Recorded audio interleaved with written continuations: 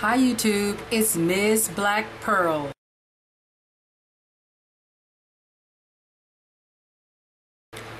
After applying that relaxer to your hair, I noticed that a lot of the women didn't even realize that they should even wash that relaxer out with a neutralizing shampoo. They had no idea.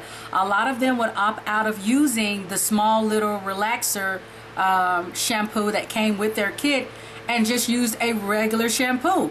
Now I guarantee you there are women all over the world who are doing this, and that's why I'm doing this video. They would take a regular shampoo and shampoo the relaxer out of their hair because they thought that was okay. They thought the purpose of that shampoo was simply to wash the relaxer out of their hair, when in fact you need a neutralizing shampoo, ladies, to wash any type of relaxer chemical out of your hair. Why do you need a neutralizer shampoo? That neutralizer shampoo is going to stabilize the pH of the hair. And I mentioned earlier, I believe in one of my videos, that the pH of hair is somewhere between 4.5 and 5.0. I'm not sure. Look it up for yourself. But your hair actually has a pH level, and you want to keep your hair at its level. So when we're relaxing our hair, we're actually taking our hair to a very, very high acidic level. That's why it's so important to shampoo your hair with the neutralizer shampoo. That was the second thing I noticed with a lot of women when I was coming up. Now, it was deemed that if you relax your hair, girl, you're going to break your hair out. Why did you relax your hair? It was deemed that, oh my God, if you relax your hair, you are doomed. Your hair is going to come out. These are things that I noticed with the women and the teenagers in my high school years, because talking to these young ladies, I would ask them what they're doing to their hair. They would wonder, why is my hair breaking out? Girl, those relaxers are just not good for your hair.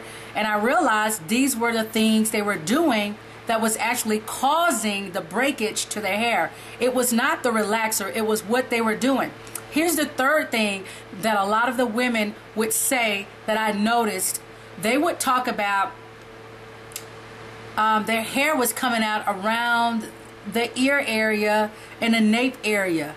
Okay, why am I mentioning this? A lot of the women would rinse that relaxer out of their hair thinking they're done, and they will still have relaxer around the ear. They would still have that relaxer around the nape of the neck where they have not taken that shampoo to remove it. They just shampooed the majority of their hair, rinsed it out, and they still have relaxer there. They thought it was okay. As long as they washed it off, it was fine. No, that's another big reason for breakage. That was the third reason. Here's reason 4 that I noticed. A lot of the women would relax their hair from the root to the ends every time relax time came around. That's a no-no. The ends of your hair is already relaxed. You're trying to focus on the new growth. That's the only part of your hair that you need to be focusing on. And I noticed that when I was growing up, a lot of the women would say, no, I'm going to relax my hair from the roots to the end because it's not going to look right. That's what I would hear. You have to relax just the new growth because you are over processing your hair. And then once again, you're wondering, why is my hair coming out? You know, why is my hair breaking? Reason number 4. I noticed this coming up. A lot of the women would go to the salons. They would go and they would get their hair very nice, very pretty in these sculptured like styles. When you touch the hair, it felt like some type of hard, dry material. Okay, it did not feel like hair. Why was that? Because the ladies would get under the dryer at the salons, direct heat. And when I say direct heat, meaning the heat from that dryer is directly touching your hair. Because when I'm under a dryer doing a deep conditioner, I'm using heat, but it's not direct heat. You have to realize when you're deep conditioning, you actually have your hair already has moisture on it because you have all of these conditioners and oils on your hair. Plus I saran wrap my hair to keep that steam in, so that's creating moisture in itself. Plus I have another shower cap over that with my dryer.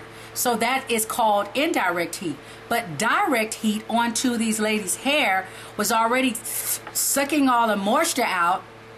And then when they get from under the dryer, they're very happy with the results. They have all of these silicones to promote shine onto their hair. And the salon lady's going to spritz their hair.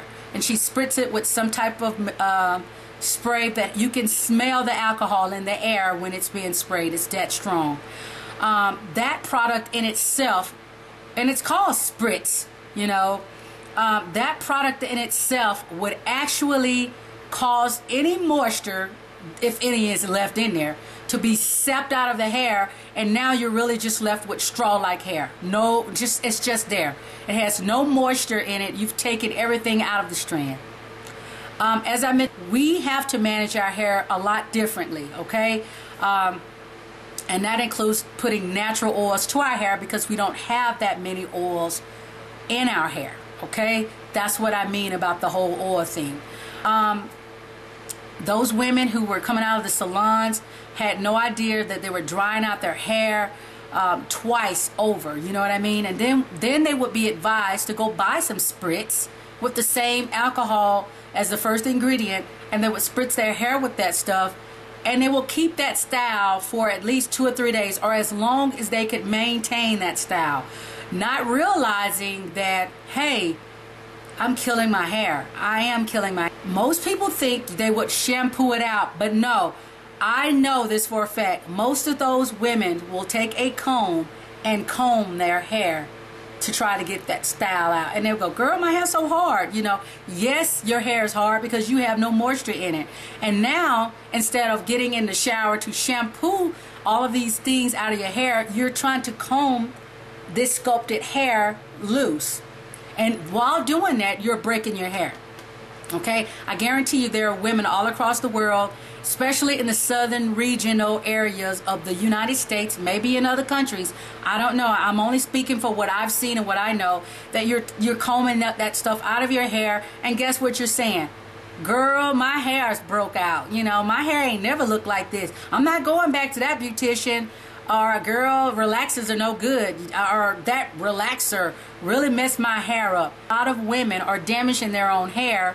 And I realized this when I was coming up, and it was like, wow. And we're passing this stuff on to our own kids. So ladies, we're breaking our hair with this direct heat, going to the salons, spritzing our hair, relaxing our hair, washing it without a neutralizing shampoo. We will relax our hair, and then we'll go right back and put a color in our hair. Not realizing we need a neutralizer shampoo. It's still chemicals when you're putting color in your hair. Okay, I've seen this, I've seen it. I've had a lot of women go, why is my hair turning orange? Why is my hair breaking? Consider some of the things I've just said to you. When you relax your hair, ladies, make sure that you mix your relaxer well. Number 2, when you apply that relaxer to your scalp, make sure that you do. I've started to put like oils to the end of my hair, on my relaxed hair, to kind of protect this hair so that it won't be over processed. So I would just focus on the new growth with the relaxer. Ladies, when you relax your hair, don't relax your whole hair. You don't need to do that. That hair is relaxed. It's going to be relaxed. As long as it's there, it's going to stay relaxed. You need to focus on just the new growth, okay? And wash your hair, deep condition it. Number 3, when you wash that relaxer out of your hair, ladies, make sure you're doing it with a neutralizer shampoo. And make sure that you're getting those hidden areas behind the ears and the nape of the neck. Just make sure you cover the scalp very well with your shampoo, that you're removing those chemicals, because if not, you're going to experience the breakage, and you're going to wonder, why am I experiencing this breakage? Number 4, if you go to a salon, if you're serious about retaining length and stopping all this breakage, let your salon personnel know that you do not want direct heat onto your hair. I think they have things like steamers now. You can actually get under a steamer and get the same results. Or you could do I don't know, ladies. I'm not a professional, but look it up. Look it up. You don't need direct heat to your hair. And I guarantee you, if you're using spritz, and a lot of women know what I'm talking about, it's that spray that makes your hair hold in place. It's going to suck the moisture out of your hair. Learn to moisturize your hair with products that starts with water. The first ingredient in that product is going to say water or aqua. That way you know water is the most ingredient in that particular product you're using. Moisturize your hair. And on top of that, make sure you seal it with a natural oil like coconut, a extra virgin olive oil, a jojoba oil, let's see, it's all kinds of oils out here, almond oil. Just get a natural oil and seal it, and make sure you pay close attention to your ends. Check them often. See if you got split ends. If you do, don't be afraid to take your scissors and snip those split ends. A lot of women refuse to cut their hair. That's another thing I forgot to mention growing up. Those women, you are not going to cut their hair. And I would suggest, I remember pleading with some of these young women, cut the ends of your hair. It's not going to grow. Oh, you're not going to cut my hair? I want my hair to grow. It's not going to grow if you have split ends, ladies. You have to get those split ends off. Then you can focus on growing your hair with the other things I just mentioned in the video. Okay? I hope this video helps someone. The black women out there, you're beautiful. You're beautiful. And your hair grows at the rate as anybody else. I just want you guys in this country, outside of this country, wherever you are, I want you to know how beautiful you are. And once you realize that, you will start incorporating things into your hair regimen. You know, if you want your hair short, fine.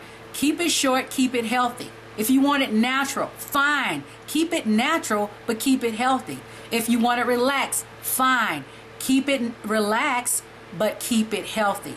You know, and if you're seeing growth, then you know you're doing a good job. If your hair looks great, you know you're doing a good job. So I'm just trying to encourage you guys, no matter who you are out there, you're beautiful. Your hair can grow to any length that you desire. Consider some of the things I talked about in this video, because I can guarantee you it is the reason why so many women in my area where I grew up, hair is not reaching the ultimate length. Women do want long hair. Women like long hair. And I'm just giving this advice to those women who want to reach the goal of having their hair at the length they want to have it. I'm not there yet. My hair is definitely growing. I'm proud of it. And my goal is to make sure that I get it to a length, waist length. I've said that before. Once I get there, I really believe that women will probably take my videos a little bit more serious. Right now they're not, because I'm not really the length of a lot of the women on YouTube. They have long hair. They've reached their goals. But I'm doing these videos on information I've learned on YouTube, on the inspiration I've gathered from a lot of these women, and I'm going to also be one of those women who prove to you guys your hair can grow. Okay? Just keep in consideration and keep in mind the things I mentioned in this video. And if you're doing them, don't do it again. You know, research and figure out what's good for your hair. And until next time, YouTube, I'll see you.